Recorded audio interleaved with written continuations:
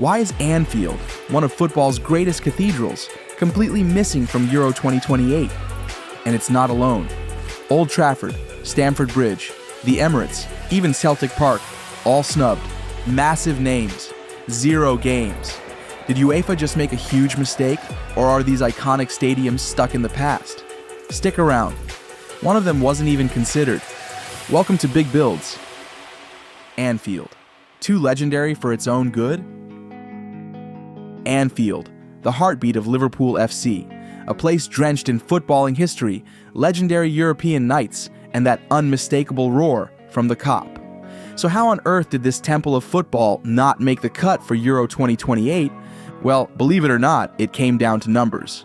Cold, hard measurements. UEFA mandates a minimum pitch size of 105 by 68 meters for major tournament matches. Anfield's pitch? Just a bit too small. A few meters short, but enough to knock it off the list. You might be thinking, so why not just extend the pitch? Sounds simple, right? But it's not. Widening or lengthening the pitch would mean knocking down part of the stands. And that's not happening. Liverpool just completed a major expansion of the Anfield Road end, adding thousands of seats and boosting the fan experience. Reworking the pitch would undo years of planning and investment. It's not a compromise the club is willing to make. The harsh truth is, UEFA doesn't care about soul-stirring anthems or legendary atmospheres. They want clean sightlines, space for camera rigs, VIP hospitality, and strict dimensions. Anfield, despite its upgrades, wasn't even shortlisted. Not considered. Not debated. A ground that gave us miracles against Barcelona, Dortmund, and countless others. Left out in the cold. Makes you wonder. In chasing perfection, has UEFA forgotten what makes football magical in the first place? Old Trafford, the theater of dreams or the theater of leaks? You read that right. Old Trafford didn't make the list either. Manchester United's fortress, a ground that once defined English football on the global stage.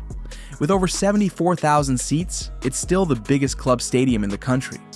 You'd assume it'd be a lock for Euro 2028, right? Wrong. Because beneath that iconic red facade, Old Trafford is falling apart, and we're not just talking wear and tear. Fans have reported leaky roofs, broken seats, patchy Wi-Fi, and crumbling infrastructure. The once proud theater of dreams is showing its age in the worst ways. Even United legend Gary Neville has slammed the state of the place, calling it outdated and embarrassing. The blame? Much of it falls on the Glazers. For years, investment in the stadium has been delayed, downplayed, or outright ignored. UEFA didn't have time for sentiment. They visited, they saw, they walked away. Old Trafford wasn't just rejected, it wasn't even considered. Not shortlisted, not second-guessed, just dismissed. And that's a brutal fall from grace for a club of United's stature. Is this the end of an icon? Or the wake-up call Manchester United desperately needed? Because if the theater of dreams wants to see another major tournament, it's going to need a massive overhaul. Fast.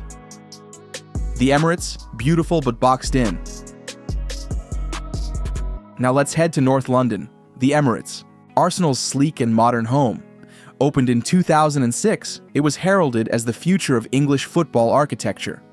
With its elegant curves, unobstructed views, and pristine pitch, the Emirates oozes sophistication.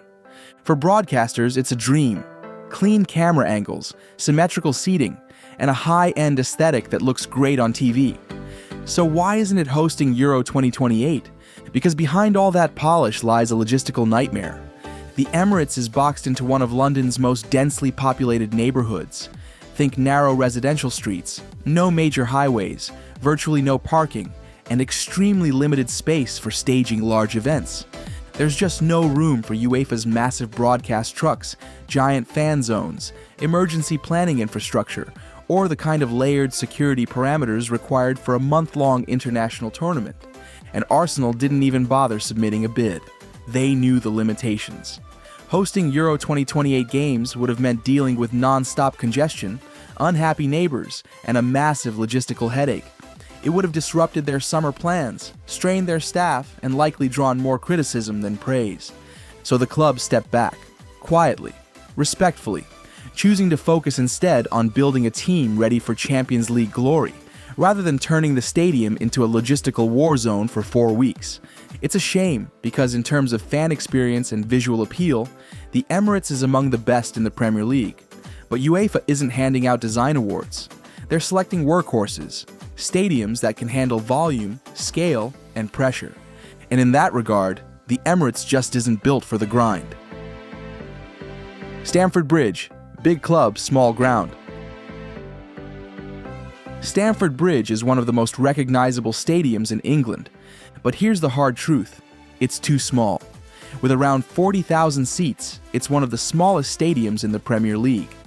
That's a red flag for UEFA, which demands higher capacities and far better access for fans, sponsors, and broadcasters. Even worse, Stamford Bridge is hemmed in by some of the most expensive real estate in London. There's literally no room to expand. Chelsea are planning a massive stadium rebuild. They want to demolish Stamford Bridge and create a modern, UEFA-ready masterpiece. But the project hasn't started, and no one knows when it will. So for now, Stamford Bridge is out. Not because it's not loved, but because it simply can't grow. Is this the push Chelsea finally needed to hit the reset button? Or will fans mourn the end of an era as the historic ground faces demolition? Celtic Park, left behind in its own city. Over 60,000 seats, roaring fans, a cathedral of Scottish football. And still, Celtic Park was snubbed. UEFA had only one Glasgow spot to give, and instead of picking Celtic Park, they went with Hampden Park, the national stadium. Why? It came down to politics and branding. UEFA favors national stadiums. They're familiar with Hampden, they've worked there before, and it keeps things neat. But fans weren't impressed. Hampden has been criticized for poor atmosphere, bad sightlines, and awkward transport links. Celtic Park? It's the opposite. Loud, passionate, and intimidating for any opponent.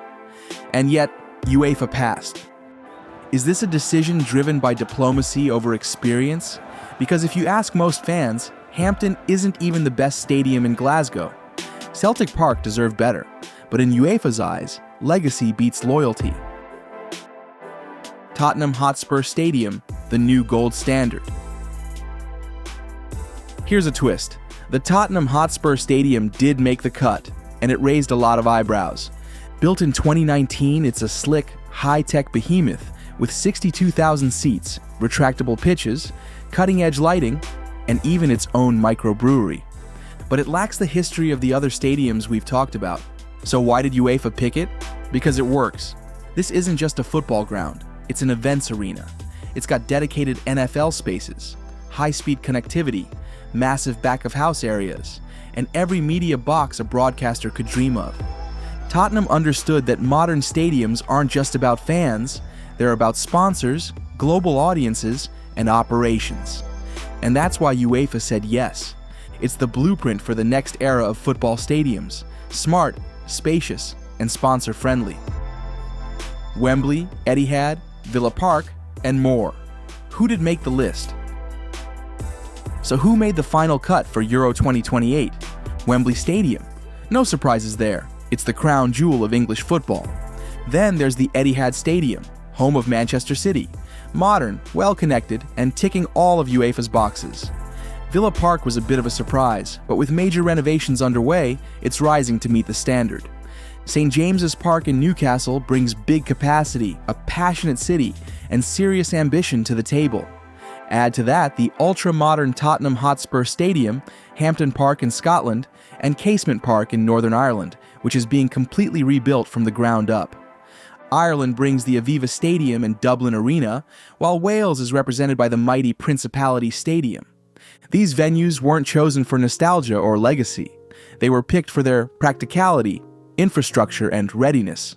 So, when Euro 2028 kicks off, it won't be your childhood favorites hosting the action, but the stadiums that were best built for today. The bigger picture: what this tells us about modern football. So what does all of this mean?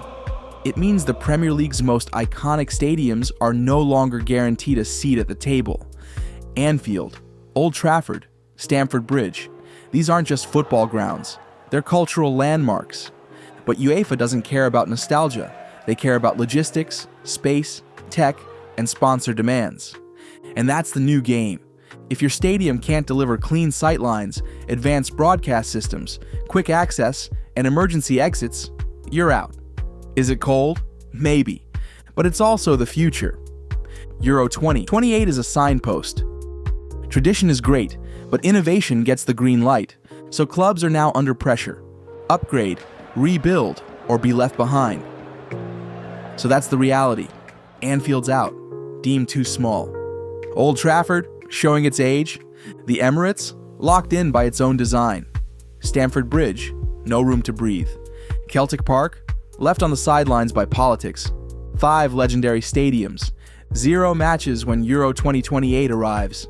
Is this the end of an era, or the start of a stadium revolution? Tell us, what shocked you the most? Was it the silence at Anfield? The complete omission of Old Trafford? Or the fact that Celtic Park never even stood a chance? And if you're fired up about the future of football's biggest builds, make sure you like, subscribe, and tap that bell. Here at Big Builds, we're diving into the mega projects, behind-the-scenes battles, and billion-dollar decisions shaping the sport we live for. Stick around.